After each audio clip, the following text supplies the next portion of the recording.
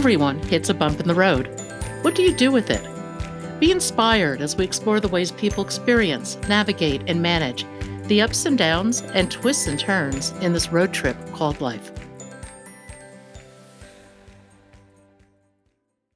Welcome to another episode of Bump in the Road.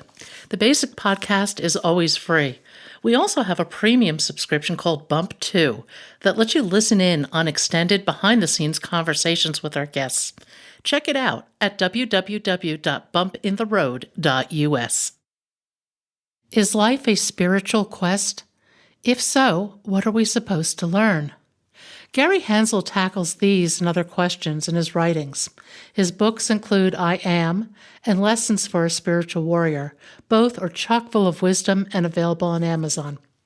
On Twitter, his kindness and wisdom touches millions of people around the world. Gary's built a deeply spiritual and meaningful life, and in this podcast, he shares some of the bumps that have gotten him there. Gary, welcome to Bump in the Road. If you would, give our audience a little bit of background on yourself. Well, I appreciate you having me. It's nice to talk to you this morning. I have a pretty varied background. After high school, I actually went into industrial construction, and I did that for 5 years. And then I went back to school and was working on many degrees, got in the corporate world, and eventually worked up to a director of human resources for a mid-sized manufacturing company. But I still wasn't fulfilled. And so I went into academia, and I taught for 20 years. I was a tenured professor and department chair of business. And then at the peak of my career, I came down with severe Lyme disease, and it forced me to retire early, and I started writing. And so I'm now working on my 6th book, and my last one was a bestseller. So I'm trying to reach a lot of people with a message. The Lyme disease is interesting. I was wondering what bump in the road you had hit to cause you to become so spiritually oriented and reflective. Well, it's many bumps, and like a lot of us, you know, we've been hit with a lot of things over our lives. And I would say my first major one was just my childhood in general. And I was spiritual at a very young age, always questioning and searching.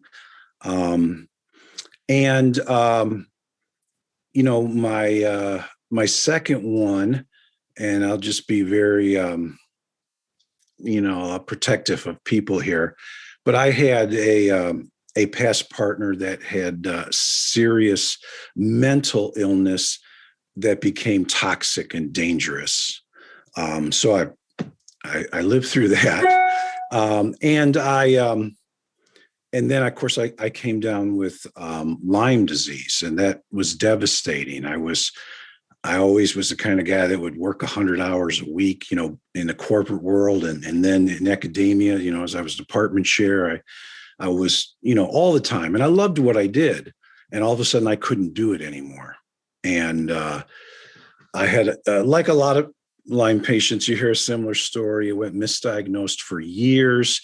And then when you finally get the diagnosis, the treatments are limited. They're not covered by medical insurance. They're not, you know, you're not qualified for disabilities, even though you should be. And so it was a long road and a huge financial hit. I have 6 children. And so, you know, trying to raise them and support them financially and still, you know, working through an illness. And I developed a lot of natural protocols that got me to the point where I am now, which is much more functioning, you know.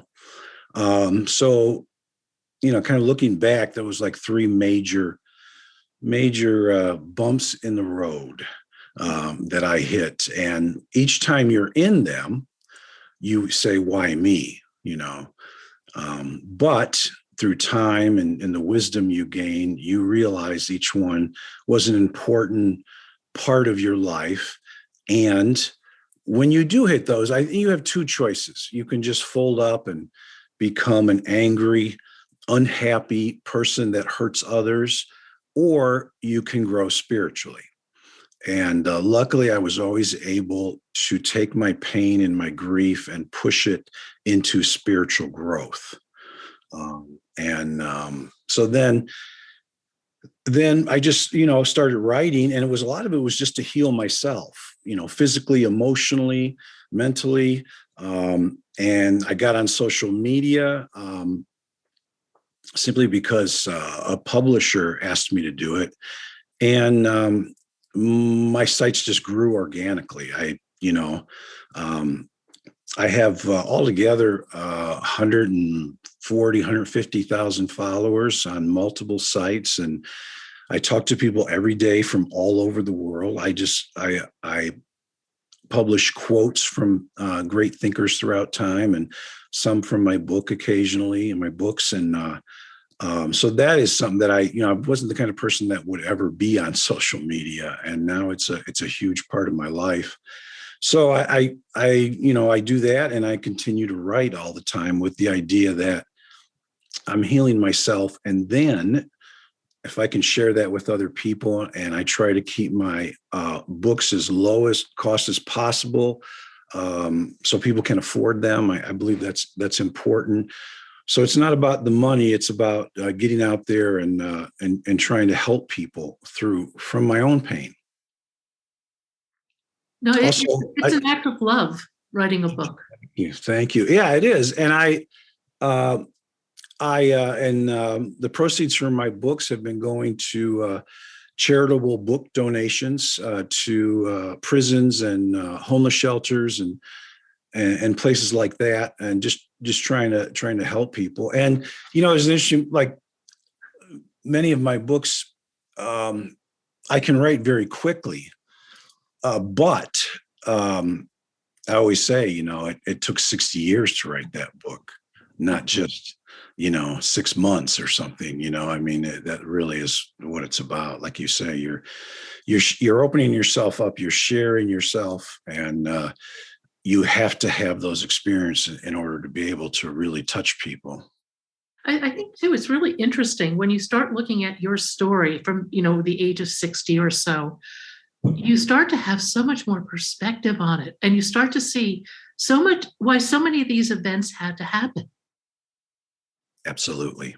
Yeah, absolutely. Again, when you're in it, it could be a divorce, it could be a bankruptcy or foreclosure, a job loss, the death of an important loved one in your life, death of a child, so many, and of course, medical, and when you're in it, when you're deep in it, it's natural, it's human nature to say, why me? Why am I going through this? Why did I have bad luck? But again, we're kind of, I always say, like, life is like this giant mural, and we're right up against it. Our nose is touching it. So all we can see is that small part. And as we grow and age, but hopefully grow spiritually, we can back off a little bit more and more and more. So that tapestry, we can see a bigger picture. And again, if you go back, if some of the things that happened to me wouldn't have happened, I might not be so forgiving and so loving and so understanding. And, the grace that I was able to be gifted through those hard times, what makes you, helps you able to teach and share. I think when anyone hits a bump, if you will, you do have that fundamental choice. You either have to move on or you can stay mired in it. And we all stay mired in the muck for a little bit. I mean, that's just human nature. But if you stay stuck, it can lead to just terrible depression, mental health issues. How do you deal with that? And I actually have dealt with depression through my entire life. It started as a child. And there was times in my life that I was suicidal, again, I think that makes you more empathetic, more understanding. of what people are going through, and having empathy for their pain, and hoping that they can find, some growth. When I say growth, I mean spiritual growth. Be able to continue to grow, and some of them are just bumps. Obviously, they're like giant chasms. You're falling off the cliff. Um, One story I like to tell. Are you familiar with Viktor Frankl? Yes.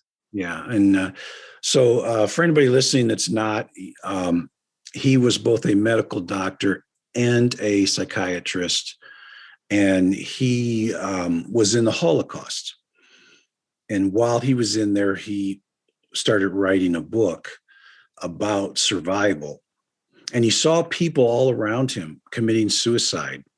It was a regular thing in the Holocaust, and so he wanted to understand why do some people survive and why some people not. And of course, he had to be creative in order to get this book out of there eventually. I'll just leave that at that. And he lost his entire family. And when he got out, he finished the book and he published it, and he's published a lot. But he was telling a story about a man came to him who had lost his wife, and he was just in tremendous grief, and he couldn't understand why. And he had been to a lot of therapists and psychologists and psychiatrists, and nothing was getting him out. Medication. And this was a last ditch effort. And he asked the man one simple question. He said, how would your wife have done if you had died first? And the man said, oh, that would have not been good. That would have been horrible. I would not want to see her go through that pain. And Victor just said, interesting. And a switch just turned with this man, because now he had a why me. He had a purpose. He would rather carry the pain than have his wife carry the pain. And so his depression lifted. He still was sad. He still missed his wife. He still had moments of tremendous grief, but he now had a purpose. And that was a lot about what Viktor Frankl's work was about. Was individuals need to have a purpose. They need to have a reason to get out of bed every day. And if you can take your grief, your bump in the road, your major setback, whatever it is, and you can find some growth from it. I always call it, what is the gift?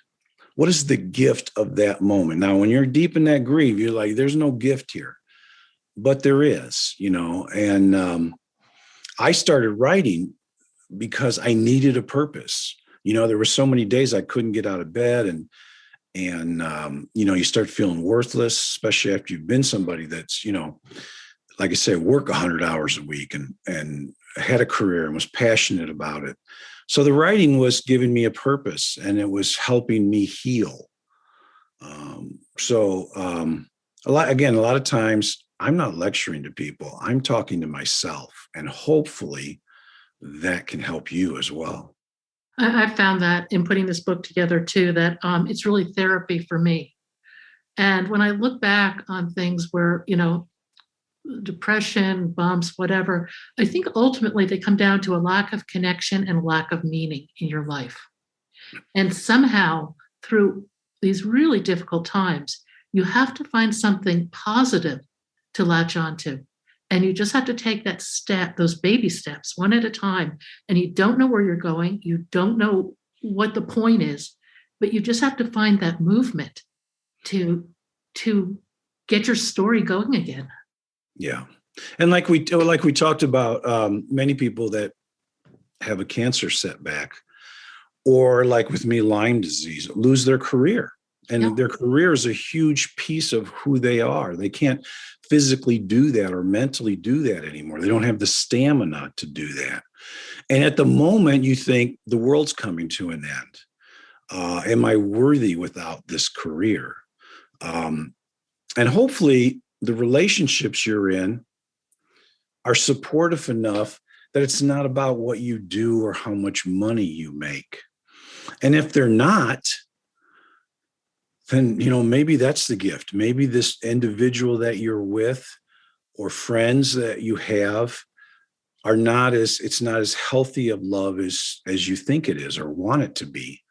And so then it's a second setback. Now you're going through a divorce or whatever, or a breakup of a great friend or a long time friendship, let's say. And, but again, that point of getting farther and farther away from the tapestry, the mural, many times you'll end up in a better relationship, a healthier relationship. And then you'll look back and go, if I wouldn't have went through that, I wouldn't be where I'm at right now, but you got to believe that. And when your self-esteem is low, and especially like if you lose a job, lose a career, have a medical setback, you're not able to do the things you were, that kind of exposes some self-esteem issues too. And it's okay. Some of us had bad childhoods. There's a lot of reasons. We might have been in a toxic relationship, and our self-esteem is not where it needs to be. So that may be one of the gifts, that this pain, this grief, this setback is forcing you to look within and believe in yourself, love yourself, have faith in yourself, and you become happier, you become more loving, and then you attract healthy relationships. So again, I know when you're deep in it, it's easy to say, look for the gift, but it's there if you want to. I think the biggest gift is learning to look within. And we live in a society that's very externally oriented, and we make our identities are externally oriented. My job, how much money I make, where I live, what I drive, all those things that really are ultimately superfluous. But Yep. until we start looking within, we don't get it. And all your answers are within, truly. You have them all. You were born with them. And over life, you remembered or gained more wisdom.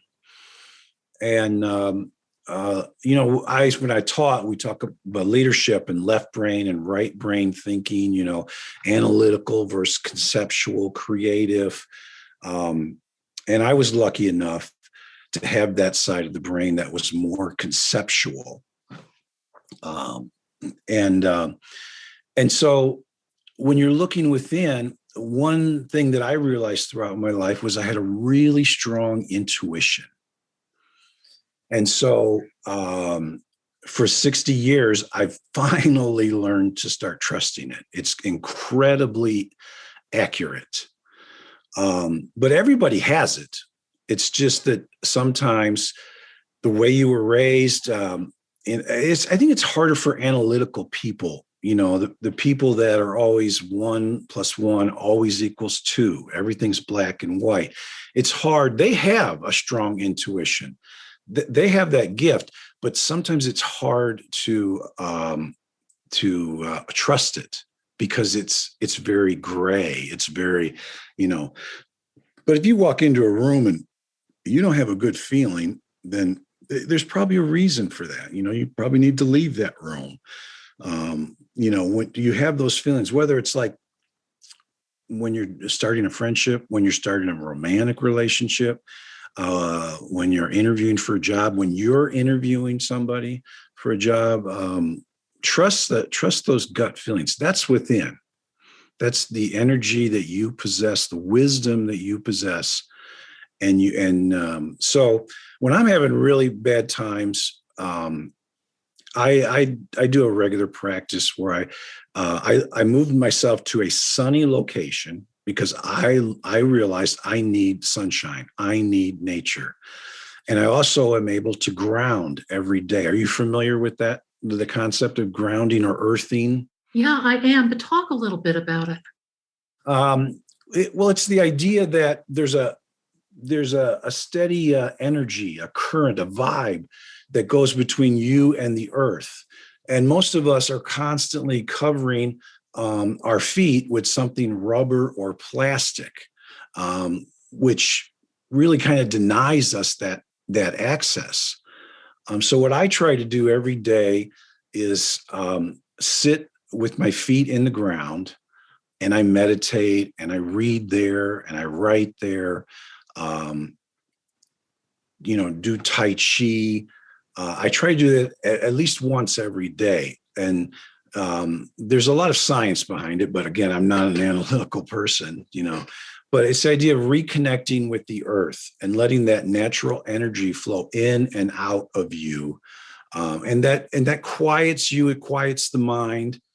And that this is all, I'm trying to bring this all back to, this is about looking within. And people say, well, I can't meditate. You can meditate there's walking meditation. You can walk in nature. You could do yoga. There's many, many ways to meditate, but it's really just about quieting the mind and letting your pure self come out. So looking within, and those answers are there if you let them. A meditation has been life-changing for me. I think it's about looking within. I also think it's about developing stillness. Yep. And being able to bring that stillness to chaos. And when you can do that, everything changes.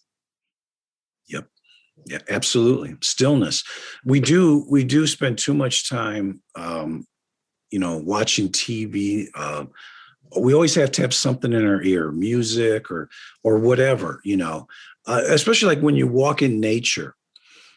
Many times people will put, headphones on. I'm like, you're missing out. You're missing the beauty of nature. Just listen, just quiet yourself. Now, the quiet just has such endless depth.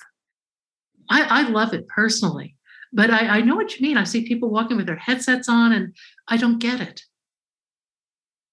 Yeah, and I think a majority of people are afraid to look within.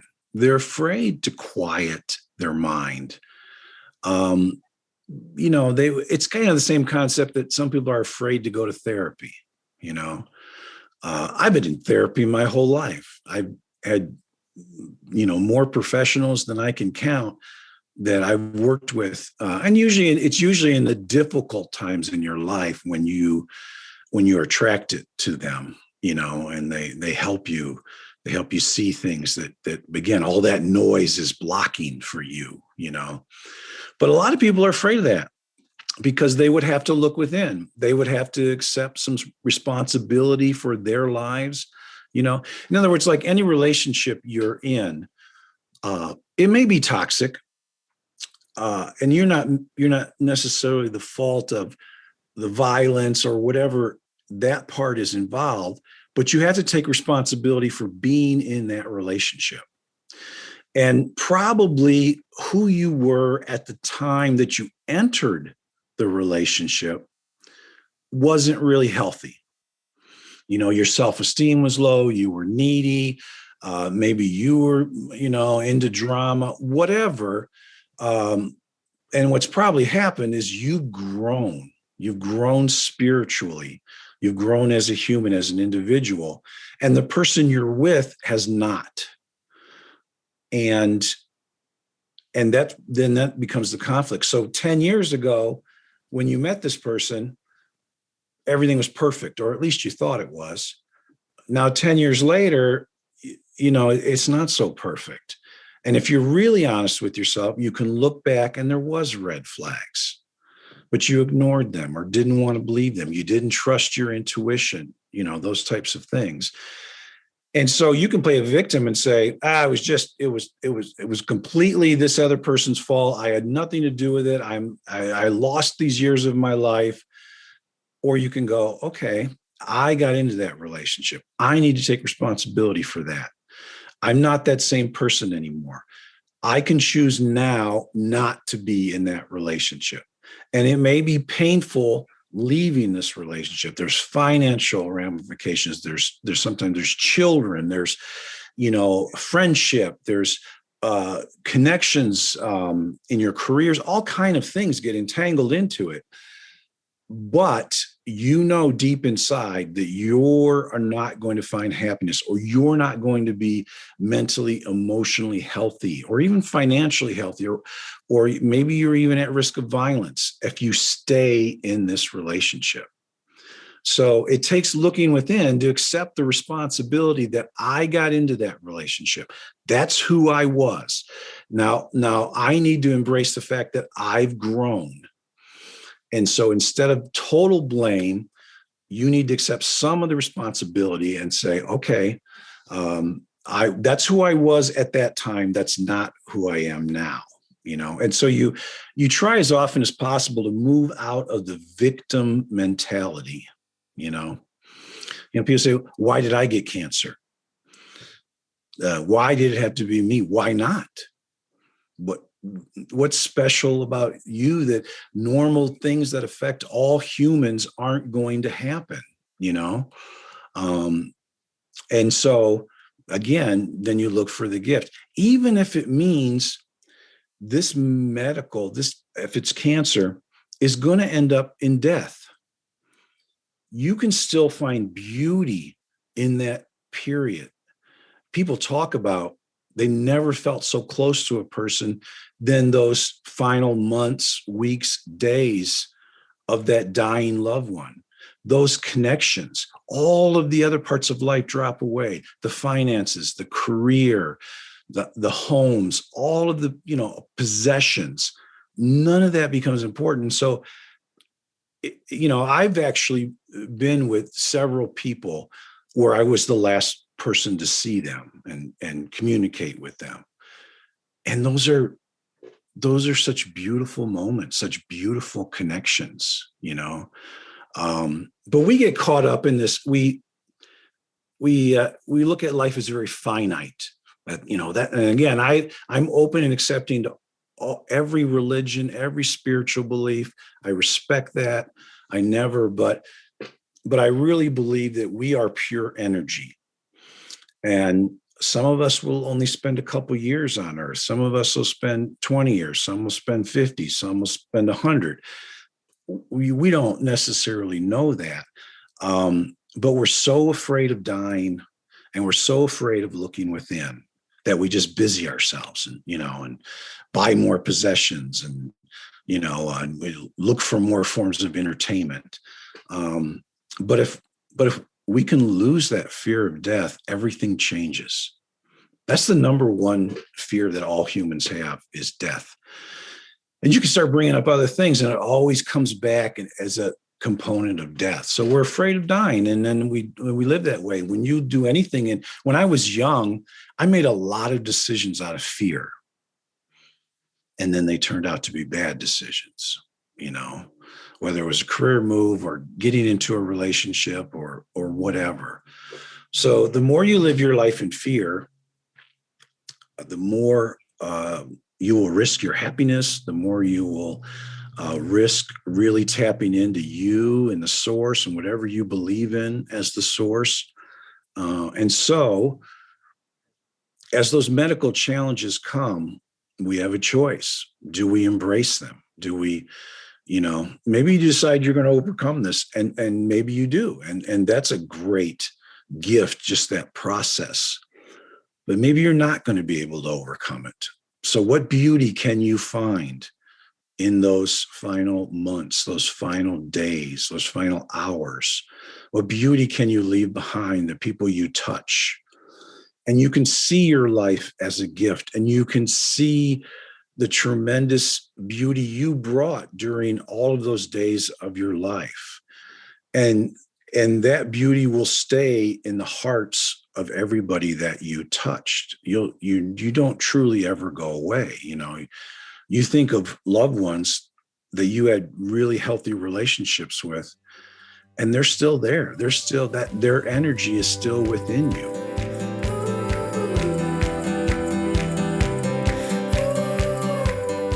Thank you for joining us today. I hope you found something in today's podcast that inspires you along your own life's path, because sometimes a bump in the road is actually a portal into a more conscious and meaningful life. You can subscribe to our free podcast at www.bumpintheroad.us or become a premium member to hear the full conversation. Just go to www.bumpintheroad.us for more information and to sign up.